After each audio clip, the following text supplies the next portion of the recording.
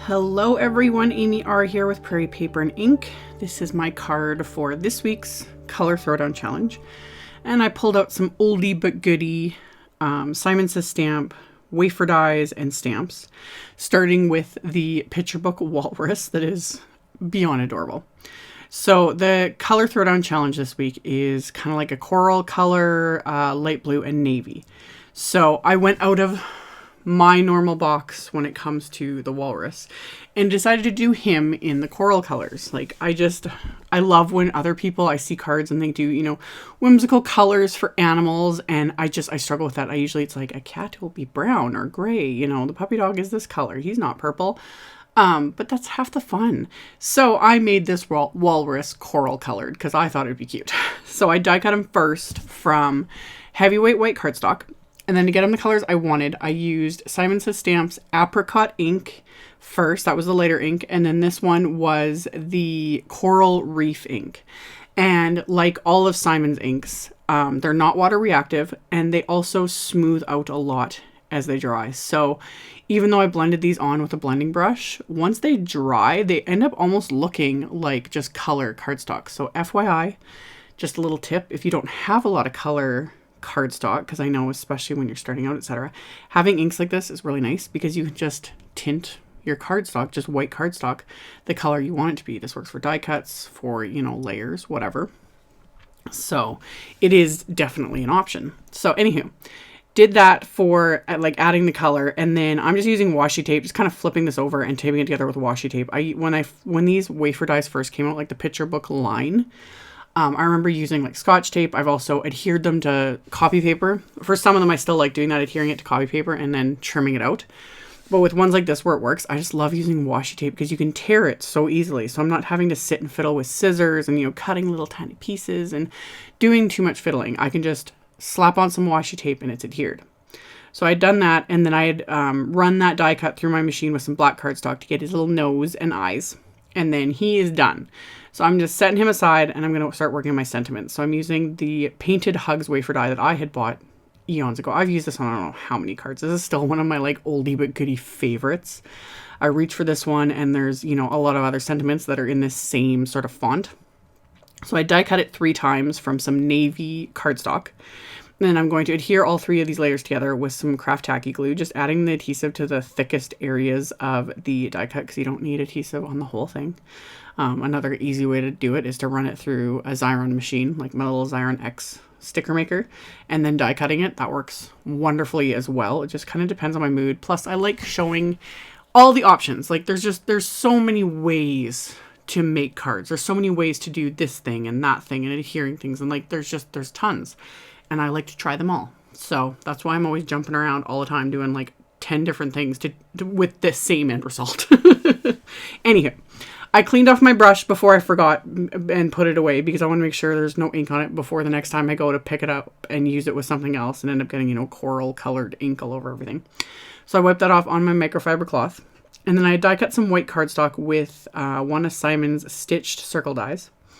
And then to create the kind of wave background, I used a Lawn Fawn stitched wave border die and Simon's Sea Glass cardstock. And then the sentiment is from the Simon Says Punny Animals stamp set that's meant to kind of coordinate with all these picture book characters, but really any sort of little animal stamp that would work because it like covers a ton of them and it just has all these punny little sentiments. And I like pulling this out with these wafer dies because it just gives it that extra something.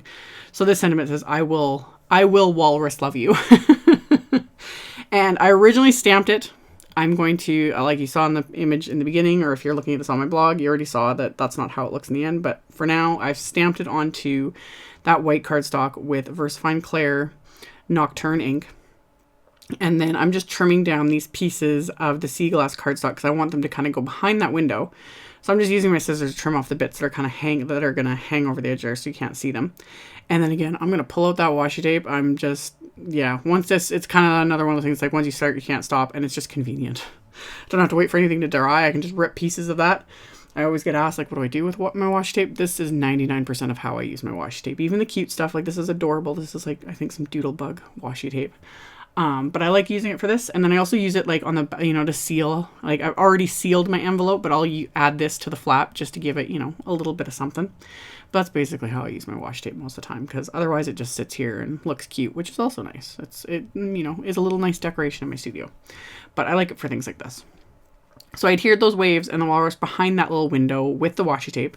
And then I had some white cardstock that I'm also backing that just to kind of seal in that window, because I'm going to add some pattern paper, which was from my stash and just happened to go with the colors. It's from a pack, this MFT pack that was discontinued a while ago that I forgot to pull out of my, you know, current stash. But pulled out that pattern paper just because those kind of coral colors of it went really well with these ink colors. So again, if I didn't have the pattern paper though, I would have just used that coral reef ink and some white cardstock and just kind of edged the cardstock to get it that same color, because it works too. So adhered that into place, and then I'm going to adhere my die cut hugs sentiment with that craft tacky glue. And then I wanted to add some little embellishments. And of course, my mind at first was going like jewels, crystals, glitter, you know, got to add the bling. But instead, I just used the circle that was die cut with the stitch circle die. And I'm applying that coral reef ink directly to it, just rubbing my ink pad directly onto it. I'm off camera. I let this like fully dry because it does take a little bit to dry. Let it fully dry, and then I die cut it with the mini hearts set wafer dies. So now I've got these little mini hearts that match, perfect color. I'm going to adhere some of these onto my card front with that craft tacky glue. And because these are so little, it's so much easier to just pick them up with my little jewel picker. This is where the narrow end of the jewel picker comes in handy, is little like cardstock embellishments like this, because it's not too sticky that they stick to the jewel picker, but it like can pick them up, put them into place, and yeah, just convenience.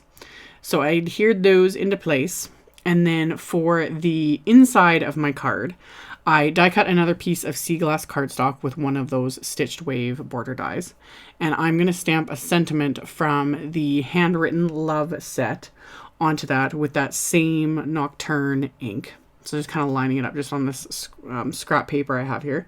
So I'm going to stamp that, and since I have some of those little extra hearts that I die cut left over, I decided I might as well adhere those as well. So I'm just going to kind of adhere them onto this little wave here.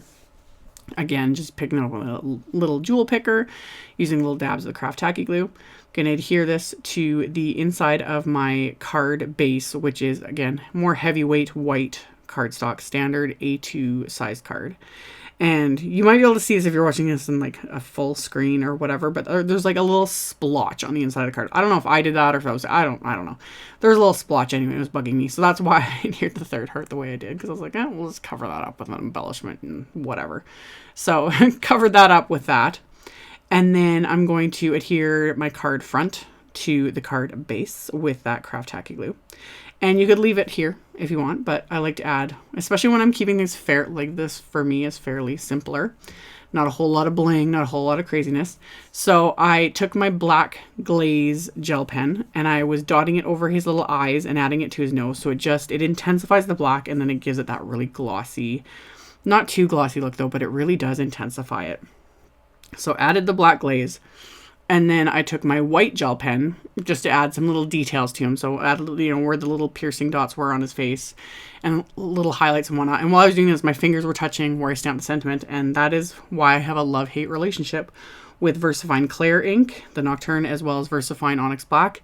It can smear. Sometimes it does, sometimes it doesn't, but it did smear. Again, if you're seeing this in full screen, you can see it. I smeared it. It was really bugging me. So easiest way to fix that was I just stamped it onto sea glass cardstock, clear heat embossed it, and die cut it with one of Simon's sentiment label dies. Slapped some little foam tape onto it and stuck it right over that. Fixed it. We're good to go.